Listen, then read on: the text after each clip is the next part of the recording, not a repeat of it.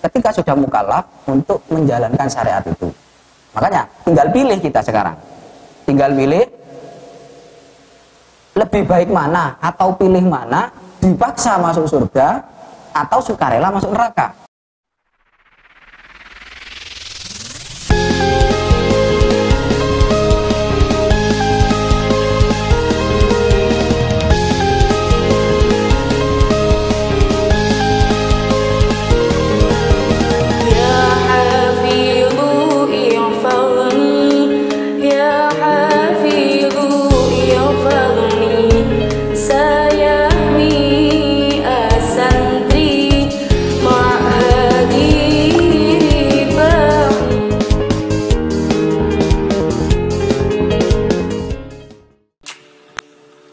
Pemirsa yang dirahmati Allah dimanapun Anda berada, selamat datang di channel kami Al-Rifai 1 dalam acara pengajian rutinan Ngaos Ustaz yang akan menyuguhkan berbagai kajian kitab kuning mulai dari fikih, akhlak, tafsir, dan hadis.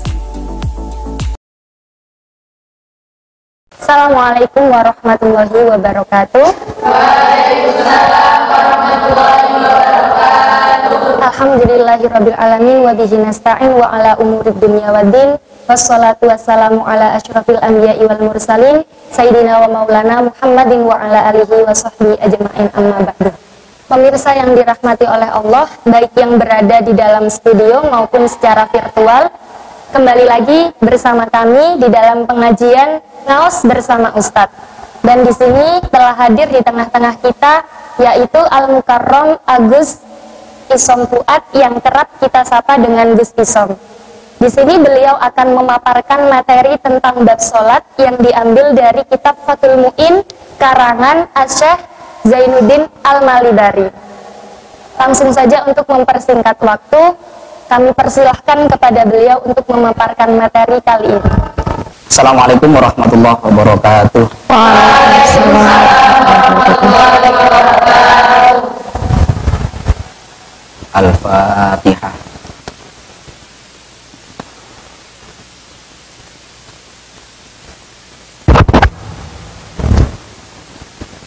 Bismillahirrahmanirrahim. Qala al-mu'allif rahimahullah ta'ala wa nafa'ana bihi wa bi ulumihi fid dharain amin. Rabbana atina min ladunka rahmah wa hayyi' lana min amrina rasyada. Rabbi shrah li sadri wa yassir li amri wahlul 'uqdatam min lisani yafqahu qawli. Babus sholati. Jadi ini melanjutkan materi yang kemarin. Babus sholati, bab yang menjelaskan tentang masalah sholat dan hal-hal yang berhubungan dengan sholat. Dia syar'an aqwalun wa af'alun mahsusatun muftatahatun bitakbir muhtatamatun bitaslim. Jadi sholat secara syarak itu adalah ucapan dan perbuatan yang sudah ditentukan, yang dimulai dengan takbir dan diakhiri dengan salam. Oleh karena itu maka dalam sholat itu tidak boleh lafaz yang diucapkan atau gerakan yang dilakukan itu dirubah-rubah, diganti-ganti. Misalnya waktunya baca waktunya baca Fatihah, membaca tahiyat, atau waktunya rukuk, sujud, maka ini tidak diperbolehkan karena itu sudah merupakan rangkaian yang sudah makhsusoh, sudah tertentu yang harus dilakukan, dijalani seperti itu. Wasumiyat biwalid istimaliha ala sholat luwatan. Rangkaian ucapan dan perbuatan tadi ini disebut dengan sholat karena mengandung sholat secara doa. Mengandung sholat secara luwat. Sholat secara luwat itu adalah doa. Jadi rangkaian dalam sholat mulai dari takbiratul ihram sampai salam ini merupakan rangkaian yang berisi tentang yang berisi dengan doa. Oleh karena itu maka disebut sholat. Yang mana sholat itu secara luwat adalah doa. Wahiyya doa. Wal mafruḍah al-ainiyah khamsun fi kulli yaumin wa lailatin. Salat yang difardukan ain, fardu ain itu ada 5 dalam sehari semalam. Ada zuhur, ada asar, ada maghrib, ada isya, ada subuh. Jadi sebenarnya hukum salat itu ada beberapa. Ada hukum salat itu ada beberapa hukum. Yang pertama yang disebutkan di sini, yang pertama fardu ain. sholat fardu ain itu ada 5, zuhur, asar, maghrib, isya, subuh. Kemudian ada sholat yang fardunya fardu kifayah, contohnya seperti sholat jenazah. Jadi sholat jenazah fardunya kifayah. Kemudian ada sholat yang fardunya binadar, jadi kewajibannya gara-gara ada nadar. Misalnya ada orang punya hajat, ada seorang punya hajat, kemudian dia nadar, kalau hajat saya terkabul maka saya akan sholat 6 rakaat misalnya. Nah ini kewajibannya gara-gara binadar. Kemudian ada lagi sholat yang kewajibannya itu sholat sunnah, seperti sholat duha, sholat tahiyatul masjid, kemudian sholat hajat, dan sholat-sholat sunnah yang lain. Jadi ada sholat yang hukumnya fardu ain, ada yang fardu kifayah, ada yang fardunya gara-gara nadar, juga ada sholat sunnah. Yang kita bahas sekarang itu adalah sholat yang fardunya fardu ain. Kewajiban sholat 5 waktu ini sudah maklumun minadin bidorurah.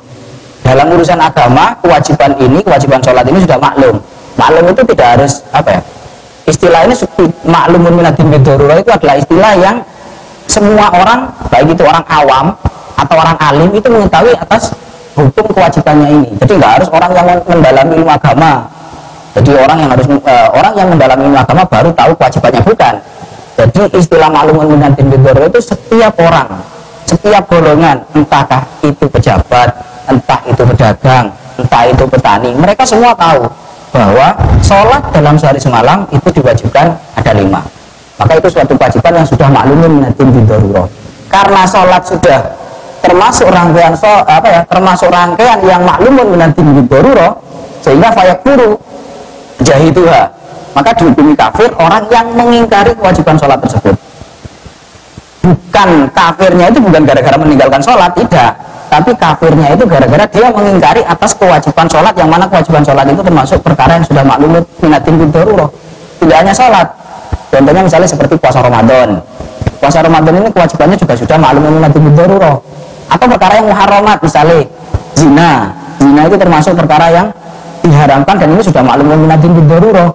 Kok ada orang yang mengingkari hukum tersebut, mengatakan zina tidak haram atau mengatakan puasa Ramadan tidak wajib? Nah, karena perkara-perkara tadi itu sudah maklumun minadin bidorurah, kok diingkari atas kewajibannya atau atas keharamannya, maka orang yang mengingkari tadi itu dihukumi kafir. Kalau perkara yang nggak sampai maklumun minadin bidorurah, tidak. Misalnya apa ya? Misalnya contoh hukum rebonding rambut misalnya, atau hukum menambal gigi misalnya. Bagaimana hukumnya menambal gigi atau hukumnya merebonding rambut misalnya? Ya ada yang mengatakan haram, ada yang mengatakan tidak misalnya, kan berbeda. Maka ini tidak sampai ke hukum kafir, karena tidak sampai kepada taraf maklumun minadin bidorurah. Yang maklumun minadin bidorurah itu ya dengan sholat, kemudian kalau yang haram mencuri, zina dan yang lainnya sudah semua orang awam itu mengetahui atas hukum tersebut. Itu hukum. Kalau ada orang yang mengingkari atas hukum yang sudah maklumun minadin bidorurah, maka orang itu dihukum kafir. Tapi kita tidak boleh dengan gampangnya, kita nggak boleh dengan mudahnya menuduh orang melakukan kafir. Meskipun orang itu melakukan perbuatan atau mengucapkan perkataan yang mengarah kepada kekafiran. Ada orang melakukan suatu hal, perbuatan, tindakan, atau ada orang mengatakan perkataan yang mengarah ke kafir, kemudian kita klaim dia kafir, itu tidak boleh. Kenapa? Karena gimana ya? Ketika ada seorang yang mengucapkan perkataan, ada seorang yang mengucapkan ucapan perkataan yang perkataannya itu masih ambigu, masih mengandung beberapa pengertian. Misalnya 90% dari ucapannya itu mengarah ke kafir dan 10% mengarah ke tidak kafir. Ketika ada orang mengucapkan perkataan itu, maka kita tidak boleh menghukumi orang itu kafir.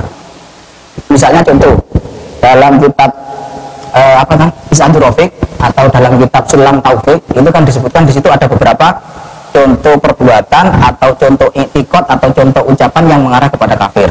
Saya ambil salah satu, misalnya contohnya di situ dicontohkan ketika ada orang berkata, seandainya Allah memberi saya surga, maka saya tidak akan memasukinya. Loh, ini dalam Sulam Taufik itu termasuk perkataan yang menjadi orang itu kafir. Tetapi ketika kita mendengar ada orang mengatakan hal itu, apakah kita boleh menghukumi orang itu kafir? Tidak, tetap tidak boleh. Kenapa? Karena ucapan tadi itu masih mengandung beberapa pengertian. Kalau tujuan ngomongnya tadi itu untuk istihza itu apa ya? Untuk melecehkan agama, untuk tahkir, merendahkan agama, orang tersebut hukum kafir. Tapi kalau tujuan mengatakan itu karena dia murni ibadahnya itu karena mencari ridho Allah, tidak mencari surganya Allah, maka jelas orang itu tidak bisa kita hukumi kafir. Karena justru itu yang lebih baik kan. Orang ibadah mencari surganya Allah dengan orang ibadah mencari ridhonya Allah, itu tetap tingkatannya lebih tinggi orang yang mencari ridhonya Allah.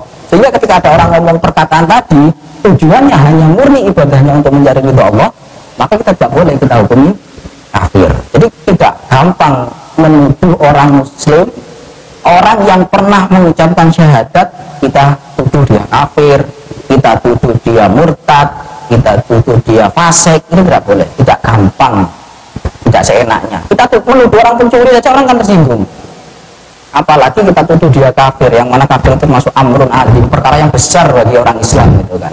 Jadi kita tidak boleh dengan gampang menuduh orang seenaknya kafir, padahal orang yang dilakukan orang itu ritual keagamaan misalnya, ada orang melakukan ritual keagamaan dituduh kafir. Padahal kafir sendiri, baik itu itikadi, kauli atau perbuatan, itu kan tergantung dari hati, tergantung dari apa ya, keyakinannya dia mau melakukan ibadah, nyembah nang pangeran, kok dituduh kafir, lagi mana ini? Kalau tujuannya untuk istihza atau melecehkan agama, baru itu kita hukumi kafir. Jadi nggak gampang kita menuduh orang itu kafir, walaupun di sini kita katakan baik dulu ya itu ha, tapi ada tahapan-tahapan kita mengklaim seseorang itu kafir, jadi nggak gampang. Walam tajtami hadhil khamsu li ghairi nabiyina Muhammad sallallahu alaihi wasallam. Jadi sholat 5 waktu ini, dhuhur, asar, maghrib, isya, subuh ini tidak pernah berkumpul jadi satu syariat selain kepada Nabi kita. Nabi Adam ada syariatnya sholat. Jadi diceritakan kalau Nabi Adam itu sholat apa namanya, sholat subuh. Nabi Adam sholat subuh. Kemudian kalau di sini di sholat zuhur itu sholatnya Nabi Daud, walaupun ini masih menurut pendapat yang lain masih beda. Kemudian ada lagi sholat asar itu sholatnya Nabi Sulaiman, sholat maghrib itu sholatnya Nabi Yakub, sholat isya itu sholatnya Nabi Yunus, ada yang mengatakan sholat maghrib itu sholatnya Nabi Isa. Jadi nabi-nabi sebelum Nabi Muhammad itu sholatnya masih pisah-pisah. Ada yang diwajibkannya subuh saja, ada yang diwajibkannya sholat zuhur saja, ada yang diwajibkannya sholat isya saja, dan seterusnya. Sedangkan ketika sudah datang ke Nabi kita, maka 5 sholat ini dikumpulkan jadi satu. Jadi baru pada Nabi Muhammad ini sholat ini kumpul menjadi zuhur, asar, maghrib, isya, subuh. Wa furidat lailatal isra ba'dan nubuwah bi asri sinin wa thalatha ashhur. Kewajiban perintah apa namanya sholat itu diperintahkan pada saat malam Isra Mi'raj, ketika kanjeng Nabi Mi'raj dari Baitul Maqdis ke langit ke-7 kemudian ke Sidratul Muntaha. Nah, pada saat itu Nabi menerima perintah langsung sholat dari Allah di Sidratul Muntaha pada saat Mi'raj. Tapi sama jangan punya anggapan bahwa ketika Nabi mendapat perintah sholat di Sidratul Muntaha, mendapat perintah langsung sholat dari Allah di Sidratul Muntaha, jangan punya anggapan bahwa Allah ada di Sidratul Muntaha. Tidak, Allah itu tidak ada di Sidratul Muntaha. Kenapa? Karena Allah tidak butuh kepada tempat. Allah tidak butuh kepada tempat, Allah tidak butuh kepada arah. Jadi jangan dianggap kanjeng Nabi menerima sholat di Sidratul Muntaha kemudian Allah ada di sana nunggu ketika Nabi berangkat dari Masjidil Haram ke Masjidil Aqsa, kemudian dari Masjidil Aqsa ke langit ke-7, kemudian Sidratul Muntaha Allah nunggu tengok-tengok di mana di Sidratul Muntaha. Tidak, itu pemahaman yang salah. Allah tidak butuh kepada tempat, Allah tidak butuh kepada arah, Allah tidak butuh kepada waktu. Terus kenapa kok? Gambarnya gini, misalnya sampean kan tahu kalau ada orang haji wukuf di Arafah, ditentukan wukufnya orang haji itu di tanah Arafah. Apakah pada saat itu Allah ada di Arafah? Tentu tidak kan. Jadi Allah kan tidak ada di Arafah pada saat orang melaksanakan ibadah haji wukuf di Arafah, kan Allah tidak berada di tanah Arafah itu. Tapi orang Islam diperintahkan untuk wukufnya di tanah Arafah. Sama. Jadi ketika Kanjeng Nabi ini mendapat perintah sholat, meskipun Kanjeng Nabi menerimanya itu di Sidratul Muntaha, tapi Allah tidak ada di situ. Jadi sama seperti kita menggambarkan, kita membayangkan ketika ada orang wukuf di Arafah.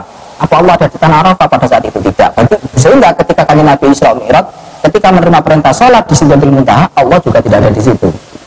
Jadi sholat itu perkara yang agung, perkara yang mulia, maka menerimanya pun ditaruh di tempat yang mulia juga, ditaruh di Sidratul Muntaha. Sama seperti orang wukuf, ya apa intinya haji di tanah Arafah, apa wukuf di Arafah, maka ditaruh di tempat yang khusus, tidak di stadion, tidak di pinggir embong kan gitu, ditaruh di tanah Arafah. Sama, jadi ada penempatannya itu, sehingga kita tidak salah paham menganggap Allah ada di Sidratul Muntaha, omong-omongan dengan Nabi ya sembahyang ping seket, enggak, Allah tidak ada di situ gitu loh. Jadi biar walaupun ada hilafiyah, kalau ada riwayat yang mengatakan bahwa Kanjeng Nabi pada saat itu melihat zatnya Allah pada saat Mi'raj itu. Jadi ada riwayat hadis yang mengatakan bahwa Kanjeng Nabi itu melihat zatnya Allah ketika Mi'raj. Tapi ulama sahabat itu menafsiri beda-beda. Ada yang menafsiri melihatnya itu dengan mata, dengan indera penglihatan ini. Ada ulama sebagian yang menafsiri beliau tidak melihat dengan mripatnya, tapi beliau melihat dengan mata hatinya. Tapi itu khilafiyah. Yang pasti jangan dianggap walaupun Allah itu melihat dengan mata, kemudian Allah ada di depannya Kanjeng Nabi, wujudnya seperti ini, jangan. Itu sudah termasuk gambaran yang keliru. Setiap apa yang kita bayangkan Allah itu seperti apa, maka pasti itu bukan bentuknya Allah. Kenapa? Karena apa yang kita bayangkan itu adalah perkara yang pernah kita lihat atau perkara yang pernah kita dengar. Sedangkan Allah itu laisa kamitslihi syai'un fil ardi wala fis sama. Allah tidak sama dengan makhluk apapun di dunia dan di akhirat. Kalau kita membayangkan Allah itu besar, karena kita pernah melihat film raksasa, karena kita membayangkan Allah itu besar misalnya. Padahal Allah tidak sama dengan apapun yang ada di dunia ini. Jadi, biar gambarannya itu tidak membayangkan apapun yang sama gambarkan, bayangkan Allah itu seperti ini, itu pasti jelas bukan Allah. Isra Mi'raj itu terjadi ba'dan nubuwah, setelah Nabi diangkat menjadi Nabi dengan tenggang waktu 10 tahun 3 bulan. Jadi setelah 10 tahun 3 bulan kalau di sini, dan pada saat bertepatan dengan tanggal 27 Rajab. Pada saat tanggal 27 Rajab itu Kanjeng Nabi menerima Isra Mi'raj dari Masjidil Haram ke Masjidil Aqsa, kemudian Sidratul Muntaha dan menerima perintah sholat itu. Walam tajib subuh yaumitil kalailah, tidak diwajibkan, masih belum diwajibkan subuhnya malam itu. Jadi malamnya Isra Mi'raj menerima perintah sholat, tapi subuhnya masih belum diwajibkan. Kenapa kok tidak wajib masih melakukan sholat subuh? Li'adamil ilmi bikaifiyatiha, karena Kanjeng Nabi pada saat itu belum tahu bagaimana tata cara sholat. Ya apa tata caranya sholat itu? Ada perintah sholat, tapi belum tahu bagaimana modelnya. Jadi belum tahu model sholat subuhnya itu bagaimana.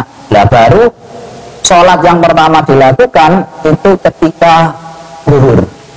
Zuhur itu baru sholat itu pertama kali dilakukan, diimami oleh malaikat Jibril, Kanjeng Nabi dan itu. Maka imam itu kan orang laki-laki nggak boleh bermakmum kepada perempuan kan gitu kan. Tapi kalau kepada selain perempuan nggak masalah. Kenapa? Karena nggak harus. Yang penting nggak ke perempuan misalnya atau ke unsa misalnya, karena nanti identik dengan lebih condong kepada keperempuanannya misalnya. Kalau selain ada unsur ke perempuannya kan nggak masalah. Contoh kayak malaikat Jibril. Malaikat Jibril itu kan nggak punya jenis kelamin, apakah dia laki-laki atau dia perempuan, tapi menjadi imam sholat pada saat itu kan gitu kan. Yang penting bukan perempuan atau orang yang untuk ya bukan sifatnya memang bukan sifat tapi hunsa itu. Innama tajibu al-maktubah ayat sholawatul khamsu ala kulli muslimin mukallafin. Wajibnya sholat 5 waktu itu wajib bagi setiap orang muslim yang mukallaf. Apa istilah mukallaf itu? Mukallaf itu adalah orang yang terkena tuntutan, orang yang terkena taklif. Jadi orang yang terkena taklif namanya mukallaf, orang yang terkena tuntutan untuk melaksanakan syariat Islam. Itu namanya mukallaf. Orang yang terkena tuntutan untuk melaksanakan perintah Allah dan kena tuntutan untuk menjauhi larangan Allah. Itu namanya mukallaf. Siapa orang yang terkena tuntutan untuk melaksanakan syariat Islam itu? Yakni orang yang muslim yang balik. Dia sudah balik. Kemudian baik baliknya itu bil haidi kalau perempuan, baik haidnya itu dengan haid, atau baliknya itu dengan ihtilam, atau baliknya itu dengan usia. Dalam mazhab Syafi'i, usia orang balik itu 15 tahun. Jadi ketika ada anak ini sudah mencapai usia 15 tahun dan dia belum pernah haid, dia belum pernah ihtilam, maka anak ini dihukumi balik gara-gara umurnya. Dalam mazhab Syafi'i kan 15. Nah, tapi 15 ini yang sudah menjadi acuan itu adalah Qamariyah, yang Hijriyah, bukan yang Masehi. Jadi yang menjadi acuan, makanya sampean harus tahu, harus ingat tanggal berapa, bulan apa, tahun berapa sampean lahir pada hitungan bulan Hijriyah itu. Jangan, kita nggak ada masalah sampean mengingat tahun Masehinya nggak masalah, sampean ingat tanggal 27 Agustus misalnya, tahun berapa itu nggak masalah, tapi Hijriyahnya jangan sampai lupa, karena urusan agama itu ketika berhubungan dengan umur, dengan usia, ini yang dipakai adalah Hijriyahnya, bukan yang Masehi. Jadi ketika orang itu, saya lanjutkan, ketika orang itu yang wajib sholat ala kulli mukallafin ay balighin akilin dzakarin aw ghairihi. Jadi ketika dia sudah mukallaf, sudah muslim, sudah balik, sudah berakal, maka dia dihukum mukallaf. Ketika dia sudah mukallaf, maka dia sudah terkena hitop, terkena perintah untuk melaksanakan syariat. Dia diperintah untuk sholat, dia diperintah untuk puasa, dia dilarang untuk mencuri, dia dilarang untuk macam-macam larangan-larangan dalam syariat Islam itu. Jadi dia harus melakukan itu. Dipaksa, iya memang dipaksa, namanya perintah. Kalau sampai melaksanakan, sampai dapat imbalan pahala surga. Kalau sampai menerja, maka sampai dapat imbalan neraka. Itu kita diharuskan ketika sudah mukallaf untuk menjalankan syariat itu. Makanya tinggal pilih kita sekarang. Tinggal pilih lebih baik mana, atau pilih mana, dipaksa masuk surga atau sukarela masuk neraka. Tinggal sama pilih yang mana. Kalau sama milih dipaksa masuk surga, ya berarti sama melaksanakan sholat, sama melaksanakan puasa, sama menjauhi perkara-perkara yang diharamkan oleh Allah, sama menjauhi perkara-perkara yang dilarang. Nah, itu berarti kita melaksanakan, kita dipaksa untuk melaksanakan perkara yang mengajak kita kepada surga. Tapi kalau memilih sukarela masuk neraka, maka ya sudah, kita menerjang perintah, kita menerjang larangan, semuanya kita lakukan secara berdiri, entah itu larangan, entah itu tidak, pokoknya dilakoni. Lah itu kita sukarela masuk neraka. Jadi tinggal gambaran kita memilih yang mana, kita milih dipaksa masuk surga atau sukarela masuk neraka. Sukarela masuk surga, saya nggak milih, saya kasih pilihan itu, saya cuma milih segitu, saya cuma bilang milih dipaksa masuk surga atau sukarela masuk neraka. Jadi itu individu yang menentukan, tinggal sama bagaimana. Jadi biar nggak merasa kok syariat itu memaksa gini, mengharuskan gini, itu memaksa kita untuk melakukan, memaksa kita untuk memasukkan kita ke surga gitu loh. Biar kita nggak punya beban selalu macam-macam lah. Falat tohirin, yang suci, jadi mukallaf, muslim, balighin, akilin, atau muslim, mukallaf, tohir, yang sudah suci. Fala tajibu ala kafirin asliyin wa sobiyin wa majnunin wa mu'aleh wa sakrona bila ta'atin. Oleh karena itu maka tidak wajib sholat bagi orang kafir asli. Orang kafir asli memang dari lahir dia sudah kafir, maka dia tidak kena kewajiban sholat dalam hukum dunia. Dalam hukum dunia dia tidak terkena kewajiban sholat, tapi dalam hukum akhirat, kelak di akhirat, dia tetap terkena konsekuensi dari meninggalkan sholat tersebut. Lu kok bisa di dunia gak diwajib? No, secara tidak ada tuntutan melakukan, tapi di akhirat kok disiksa karena dia punya kesempatan di dunia itu untuk melakukan sholat dengan sah. Caranya bagaimana? Masuk Islam. Dia punya kesempatan, dia punya cara untuk melakukan sholat dengan sah, dengan sempurna. Bagaimana? Dengan cara dia masuk Islam baru sholat. Kok tidak dilakukan? Maka dia kelak di akhirat, walaupun di dunia tidak ada tatrakan, tidak ada tuntutan untuk kewajiban sholat, tapi di akhirat orang kafir ini tetap mendapat hukuman, mendapat siksaan dari meninggalkan sholat di dunia tadi.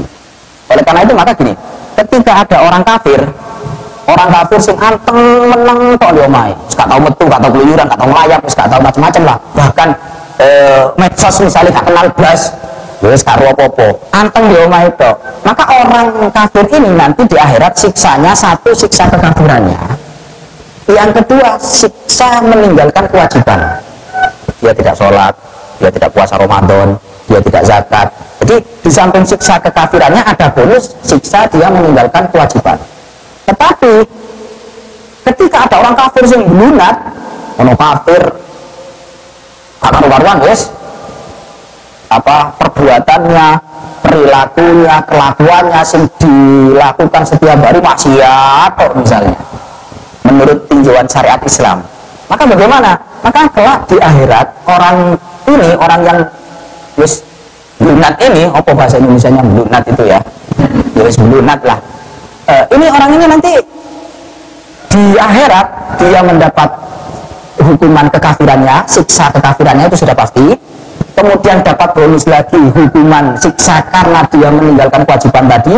Kemudian dapat bonus lagi karena dia melakukan maksiat-maksiat tadi.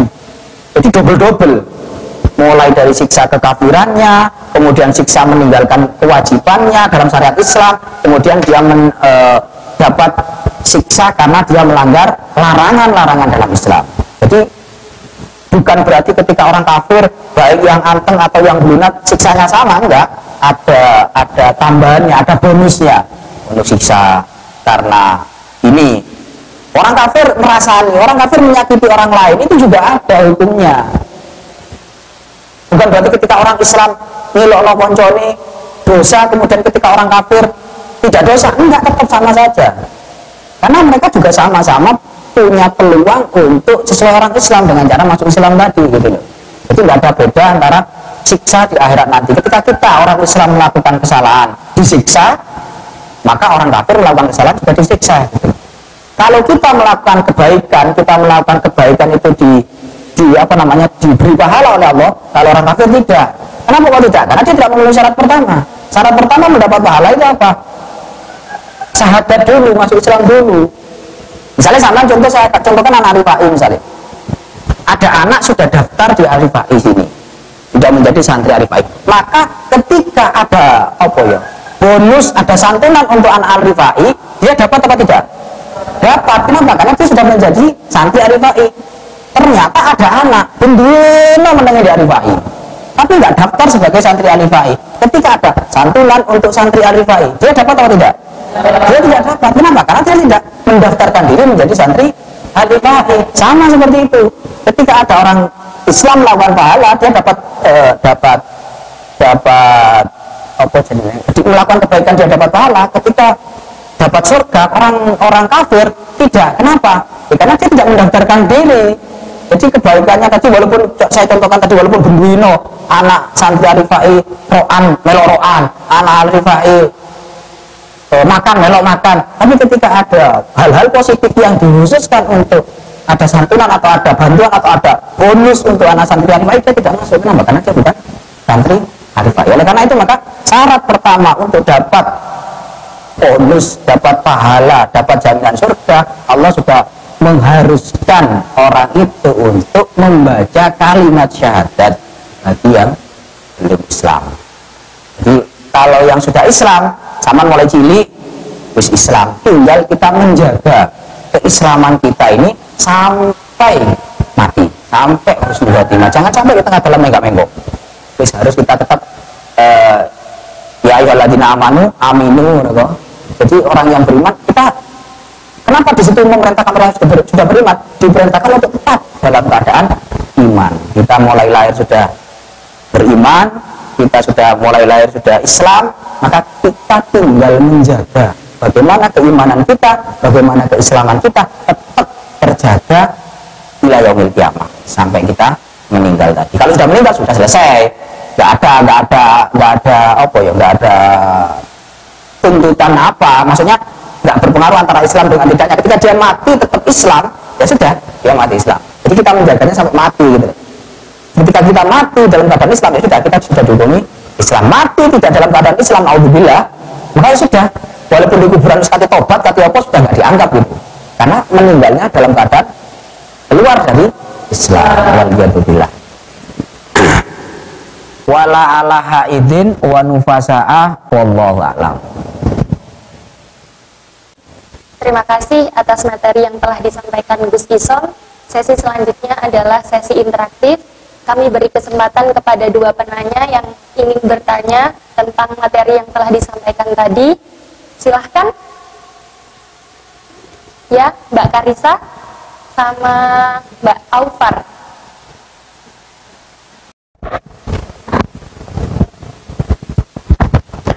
Terima kasih atas waktunya. Di sini saya mau bertanya, sebelum ada peristiwa Isra Mi'raj itu, apakah umat Islam juga diwajibkan untuk melaksanakan sholat atau seperti apa? Nih.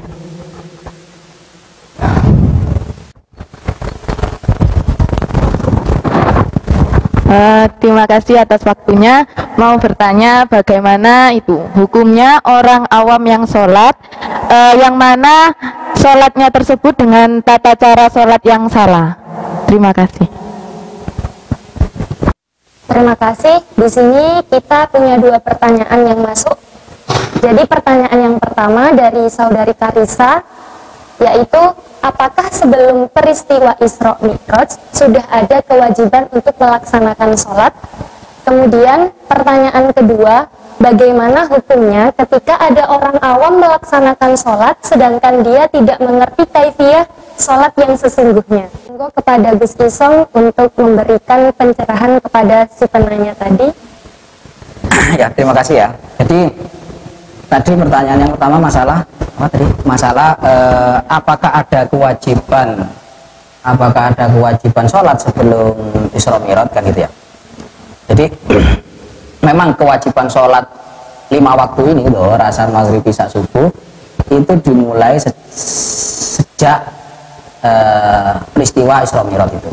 Tapi sebelum peristiwa Isra Mi'raj itu ada beberapa redaksi, ada beberapa riwayat yang mengatakan, ada beberapa pendapat yang mengatakan bahwa sebelum itu umat Islam ini sudah melakukan sholat. Yang pertama kali apa namanya menerima wahyu, Nabi ketika pertama menerima wahyu itu ibadahnya itu tafakur kan, tafakur di Gua Hira itu kan pertama kali. Kemudian setelah turun ayat yang ada yang mengatakan kedua, ada yang mengatakan ketiga, surat Al-Muzammil itu, ya ayyuhal muzammil qumil laila illa qalila, itu sudah ada perintah untuk qiyamul lail. Jadi di situ itu sudah ada perintah bagi Nabi dan pengikutnya untuk melakukan ibadah, walaupun tidak ada tata cara, penjelasan tata cara yang detail bagaimana ibadahnya. Kemudian terus ada lagi juga pendapat yang mengatakan bahwa kewajiban sholat Nabi itu 2 kali, pagi 2 rakaat, sore juga 2 rakaat. Namun setelah turunnya Isra Mi'raj ini, setelah terjadinya Isra Mi'raj, maka diganti dengan kewajiban sholat 5 waktu itu. Jadi sebelum Isra Mi'raj ini sebenarnya sudah ada sholat dalam syariat Islam. Tapi sudah diperintahkan, ada yang mengatakan 2 rakaat pagi, ada yang mengatakan 2 rakaat pagi dan 2 rakaat sore, ada yang malam. Tapi bagaimana? Apakah sama dengan sholat yang sekarang kita lakukan? Kalau sekarang yang kita lakukan ini sudah sempurna ya, muftatahatun bitakbir, muftatamatun bitaslim, dimulai dari takbir, dimulai dari salam. Nabi-nabi yang dulu pun yang sudah dijelaskan subuh itu Nabi Adam, ini tidak dijelaskan detail bagaimana model sholatnya itu. Begitu juga ketika sebelum terjadinya Isra Mi'raj. Oleh karena itu maka ketika tadi disebutkan ketika subuh, Kanjeng Nabi masih belum tahu kaifiyah bagaimana cara sholat subuhnya itu kan li adami apa tadi itu karena dia belum mengetahui tentang bagaimana kaifiyah sholat subuh tersebut. Baru dari setelah dohor, sholat dohor itu baru diajari oleh malaikat Jibril. Itu yang pertama. Kemudian pertanyaan yang kedua tentang bagaimana hukum apa tadi sholatnya orang awam ya, sholatnya orang awam yang tidak mengerti tata cara sholat. Bahkan tadi yang saya dengar pertanyaannya sholatnya salah gitu ya. Jadi jahlun apa ya, tidak tahu, tidak ngerti hukum itu ada yang makdur, ada yang diberi dispensasi, ketidaktahuannya itu diberi dispensasi, dimaklumi. Ada yang ketidaktahuan itu, kebodohannya itu tidak diberi dispensasi. Kalau kebodohan yang diberi dispensasi atau kebodohan yang makdur itu apa ya, yang diberi dispensasi tadi itu, ketika orang itu nasa'a baitan ulama, rumahnya jauh dari ulama, pucuk gunung misalnya, jadi dia mau ngaji itu sulit, mau mengaji, mau belajar tata cara sholat itu sulit karena dia jauh dari ulama, rumahnya jauh dari akses. Maka ini bodohnya ini diberi keringanan lah, wis gak apa-apa karena memang aksesnya tidak memungkinkan. Ada yang kedua itu bodoh yang diberi keringanan, yang di makfu cara kasar itu ya, itu ketika dia baru masuk Islam, ahdi anil Islam, dia baru masuk Islam. Maka ini kebodohannya juga belum sempat dia mau belajar sholat secara sempurna karena dia baru masuk Islam misalnya. Maka ini kebodohannya sudah dianggap ditolerir lah. Selain dua ini, maka kebodohannya juga nggak ditolerir. Sama hidup di tengah perkampungan, di situ banyak orang, banyak guru ngaji, banyak kiai, banyak ustadz, banyak pondok, tapi nggak mau mengaji ke situ. Maka kebodohannya ini sudah tidak ditolerir oleh syariat. Kenapa? Karena dia malas belajar, karena dia nggak mau belajar. Maka kalaupun salah ya salah, karena sudah nggak ada toleransi bagi selain dua itu ya. Dan lagi, kalau seandainya benar sekarang, seandainya karena dia nggak pernah ngaji, nggak tahu tata caranya, kok bener sesuai dengan salah satu madhab misalnya, sembayangnya menurut Syafi'i nggak sah, tapi menurut Maliki sah misalnya. Wudu'nya menurut Maliki nggak sah, menurut Syafi'i sah. Bagaimana sholatnya orang ini yang nggak tahu syarat rukunnya, nggak tahu hukumnya, dia hanya delok niru misalnya. Wudu delok jadi wudu kayak ngono dia ikut. Sholat kayak gitu dia ikut. Ternyata ibadahnya ini menyesuai salah satu pendapat ulama, maka ibadahnya juga bisa. Kok menyesuai dengan salah satu madhab, maka ibadah tersebut dikatakan sah. Tapi dia tetap berdosa karena tidak belajar. Makanya sama untung ada di pondok itu, sama belajar itu sudah yang pertama menggugurkan kewajiban mencari ilmu tadi, terus kemudian menggugurkan dosa dari kebodohan itu tadi, dan ibadah kita bisa benar gitu loh. Jadi kalau orang awam seandainya benar, tapi karena dia nggak tahu, karena pertama kali orang sebelum melakukan suatu perkara atau suatu ibadah itu kan dia harus tahu tata caranya, harus tahu syarat rukunnya. Kalau tidak tahu itu dia melakukan, kok ketepaan tepat misalnya, kok ketepaan bener, ibadahnya sah tetap sah, menyesuai Maliki misalnya, sesuai Hanafi misalnya. Sekarang dia pokoknya sembahyang kok ternyata sesuai sah, tapi dia berdosanya karena tidak mau belajarnya itu. Jadi kalau salah kabeh, menurut madhab ini salah kabeh, dan dia rumahnya dekat dengan ulama, dekat dengan kiai, dekat dengan ustadz, dekat dengan orang yang ngerti agama, salah ya sudah nggak sah itu, dan dia nggak mau belajar kan. Jawaban dari saya, paham? Wallahu a'lam. Terima kasih kepada Gus Isom yang telah memberikan jawaban dari pertanyaan yang telah ada. Jadi coba saya simpulkan, pertanyaan pertama tadi, apakah sebelum Isra Mi'raj ada kewajiban melaksanakan sholat? Jadi jawabannya sudah ada, namun belum sesempurna seperti sholat yang sekarang kita lakukan. Jadi yang seperti itu bisa ditolerir oleh agama. Kemudian yang kedua adalah orang yang baru masuk Islam, yang kesempatan untuk belajar tidak ada bagi dia. Alhamdulillahirrabbilalamin, usai sudah pengajian pada kali ini. Semoga apa yang telah disampaikan oleh Gus Isom bisa menjadi ilmu bagi kita semua dan bermanfaat dan barokah. Dari kami sekian, Iktafana bihada, Assalamualaikum warahmatullahi wabarakatuh. Waalaikumsalam warahmatullahi wabarakatuh.